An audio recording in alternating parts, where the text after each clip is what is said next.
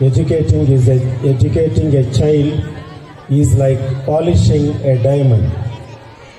It is late, it is difficult, but the end product is astonishing అని అంటారు. ఒక అబ్బాయిని కానీ అమ్మాయిని కానీ చదివించటం అనేటటువంటిది ఒక వజ్రానికి సాన పెట్టేటటువంటి ప్రాసెస్ లాంటిది. అది చాలా కష్టం. వజ్రానికి సాన పెట్టడం చాలా కష్టం, చాలా టైం కూడా పడుతుంది. అయితే చివరిన ఎండ్ ప్రోడక్ట్, చివరిన మనకు కనిపించేటటువంటి వజ్రం చాలా అద్భుతంగా ఉంటుంది. ప్రియమైనటువంటి తల్లిదండ్రులారా, ప్రియమైనటువంటి చిన్నారులారా, ప్రియమైనటువంటి ఈనాటి పెద్దలారా, ఈ స్కూలు మొదలుపెట్టింది ఎప్పుడు అని నేను గమనించడానికి ప్రయత్నం చేశాను. ఇక్కడికి రాగానే ఈ స్కూల్ ఎప్పుడు పెట్టారు అని గమనించాను. ఇక్కడ 2024 ఇది ఈ సంవత్సరం. అక్కడ 1987, దాదాపు 47 సంవత్సరాల నుంచి ఈ పాఠశాల ఇక్కడ పనిచేస్తుంది.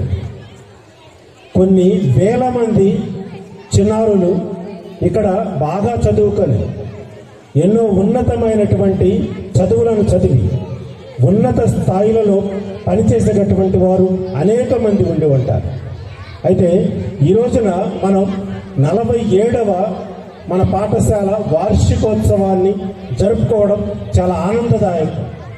ఈ 47వ వార్షికోత్సవానికి చీఫ్ గెస్ట్గా నన్ను పిలవడం ఇది నాకు చాలా గర్వకారణం, చాలా ఆనందదాయకం. ముఖ్యంగా ఇక్కడ ఉన్నటువంటి నా సహోదరుడు, ఈ పాఠశాల కరెస్పాండెంట్ అయినటువంటి రెవరెండ్ ఫాదర్ రత్నబాబు గారు, అలానే ఇక్కడ ఉన్నటువంటి teaching and non teaching staff చిన్నారులందరికీ నేను శుభాకాంక్షలను, దేవుని యొక్క ఆశీస్సులను అందజేస్తూ ఉన్నారు.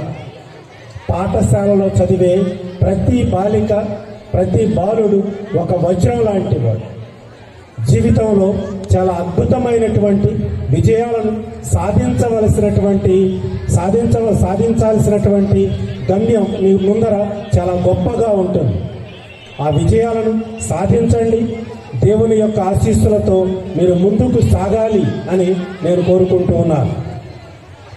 ఒక గ్రామంలో ఒక వృద్ధుడు ఉన్నాడు. అందరికీ తెలిసినటువంటి చాలా చిన్న కథ. ఒక గ్రామంలో ఒక వృద్ధుడు ఉన్నాడు. 80 సంవత్సరాలు అతను ఇక మరణించేటటువంటి వయసు వరకు వచ్చాడు. అయితే ప్రతిరోజు అతను నడుచుకుంటూ కొంత దూరం వెళ్తాడు. కొద్దిసేపటి తర్వాత మళ్ళీ నడుచుకుంటూ ఇంటికి వస్తాడు.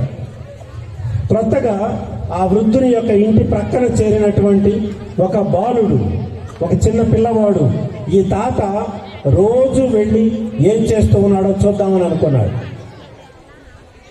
ఆ యొక్క వృద్ధుడు గమనించకుండా వృద్ధుని వెంటే వెళ్ళాడు. పిల్లవాడు చాలా దూరం నడుచుకుంటూ వెళ్ళాడు. నడుచుకుంటూ వెళ్ళిన తర్వాత ఊరు దాటిన తర్వాత అతనికి ఒక చిన్న స్థలం కనిపించింది. ఆ వృద్ధుడు అక్కడ దగ్గరలో ఉన్నటువంటి ఒక బకెట్ తీసుకున్నాడు. బకెట్ తీసుకొని దగ్గరగా ఉన్నటువంటి ఒక బావి దగ్గరకు వెళ్ళి నీళ్లను చేది ఆ నీళ్లను తీసుకొని వచ్చి అక్కడ ఉన్నటువంటి ఒక మామిడి మొక్కకు పోస్తూ ఉన్నాడు. 80 సంవత్సరాల వృద్ధుడు ఓ చిన్న మామిడి మొక్కను పెంచుతూ ఉన్నాడు. ఈ పిల్లవాడికి చాలా బాగా అనిపించింది. వెంటనే దాక్కొని వెళ్తూ ఉన్నటువంటి ఆ పిల్లవాడు పరిగెత్తుకుంటూ ఆ తాత దగ్గరకు వెళ్ళి తాతను అడుగుతూ ఉన్నాడు, తాత, నీవెందుకు ఈ యొక్క చెట్టు పండ్లను తినలేవు కదా? నీవు ఈ చెట్టు పండ్లను తినలేవు. నీవు ఇప్పటికే చాలా పెద్దవాడివి అయిపోయావు. దేనికి నీవు ఈ చెట్టును పెంచుతూ ఉన్నావు? ఎందుకు ఈ చెట్టుకు రోజు నీళ్లు పోస్తూ ఉన్నావు? నేను నిన్ను ప్రతిరోజు గమనిస్తూ ఉన్నాను. ఒకే సమయానికి వెళ్తూ ఉన్నావు, ఒకే సమయానికి వస్తూ ఉన్నావు, దానికి నీళ్లు పోస్తూ ఉన్నావు. ఎందుకు ఇంత శ్రమ తీసుకుంటూ ఉన్నావు అని అడిగాడు. ఆ తాత చెప్తూ ఉన్నాడు, చూడు నాయన, నేను ఈ చెట్టు పెంచుతూ ఉంది నా కోసం కాదు, నా తరువాత తరాల కోసం నా తరువాత వచ్చేటటువంటి భవిష్యత్తు కోసం నేను ఈ చెట్టును పెంచుతూ ఉన్నానని చెప్పాడు. ప్రియమైనటువంటి తల్లిదండ్రులారా, ఇక్కడ ఉన్నటువంటి తల్లిదండ్రులందరూ గమనించండి. ఈ చెట్లు మనకు ఎలానైతే ఉపయోగపడుతూ ఉన్నాయో, ఇంతకంటే మిన్నగా ఈ యొక్క సమాజంలో ఎదగాల్సినటువంటి, ఉపయోగపడాల్సినటువంటి, సామాజికంగా, ఆధ్యాత్మికంగా అన్ని రంగాలలో ముందుకు వెళ్ళవలసినటువంటిది మీ యొక్క చిన్నారులే అని గమనించండి. వారు తమ యొక్క మన యొక్క భవిష్యత్ తరాలకు వారు చాలా గొప్ప వజ్రాలుగా నిలవబోతూ ఉన్నారు. వారిని స్థానపెట్టడం, వారిని చాలా మంచిగా తీర్చిదిద్దడం చాలా కష్టతరమైనటువంటి పనే. అది చాలా సుదీర్ఘమైనటువంటి పనే. ఆ సుదీర్ఘమైనటువంటి పనిలో, ఆ యజ్ఞంలో మీరందరూ పాలు పంచుకుంటూ ఉన్నారు. కాబట్టి తల్లిదండ్రులుగా నేను మిమ్మల్ని అభినందిస్తూ ఉన్నాను. మీ చిన్నారులను బాగా చదివిస్తూ ఉన్నందులకు నేను మిమ్మల్ని అభినందిస్తూ ఉన్నాను. ఇంకా బాగా చదివించండి. వారి యొక్క భవిష్యత్ జీవితం బంగారుమయం కావాలి అని నేను మనసారా కోరుకుంటూ ఉన్నాను. దీనికి సహకరిస్తూ ఉన్నటువంటి ఈ పాఠశాల యాజమాన్యాన్ని, ముఖ్యంగా మన యొక్క ప్రియతమ గురువైనటువంటి, ఈ పాఠశాల కరస్పాండెంట్ అయినటువంటి నా సోదర సమానుడైనటువంటి రెవరెండ్ ఫాదర్ రత్నబాబు గారిని, అలానే ఉపాధ్యాయులందరినీ అభినందిస్తూ ఉన్నారు. చిన్నారులను చాలా బాగా తీర్చిదిద్దుతూ ఉన్నందులకు, వారికి చాలా మంచి విద్యాబుద్ధులు మీరు కల్పిస్తూ ఉన్నందులకు నేను మిమ్మల్ని అభినందిస్తూ ఉన్నాను. మరి ముఖ్యంగా మీ పాఠశాల యొక్క 47వ వార్షికోత్సవాన్ని ఇంత ఘనంగా జరుపుకుంటూ ఉన్నటువంటి చిన్నారులందరినీ కూడా మరోసారి అభినందిస్తూ మీకు దేవుని యొక్క ఆశీస్సులను అందజేస్తూ నేను నా యొక్క ప్రసంగాన్ని ముగిస్తూ ఉన్నాను. Thank you and God bless you all.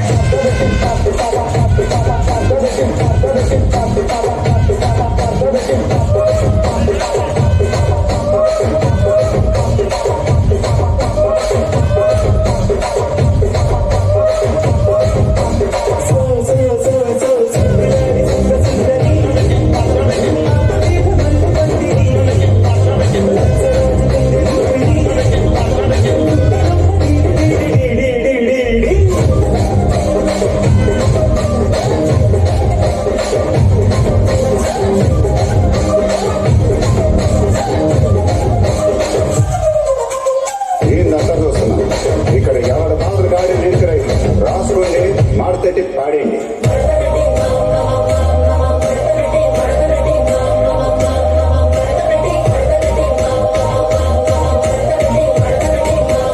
ఆ కుర్చీని మాత్రం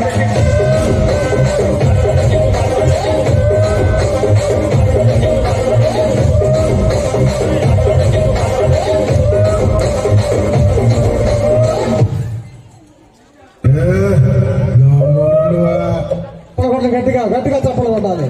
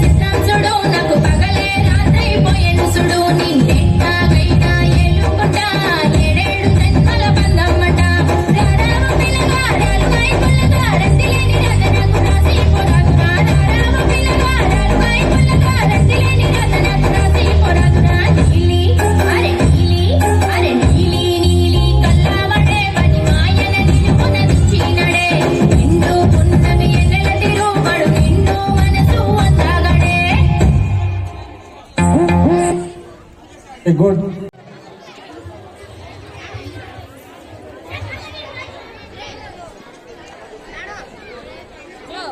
నెక్స్ట్ కళ్ళజోడు సాంగ్ రెడీగా ఉండాలి. కళ్ళజోడు సాంగ్ రెడీగా ఉండాలి.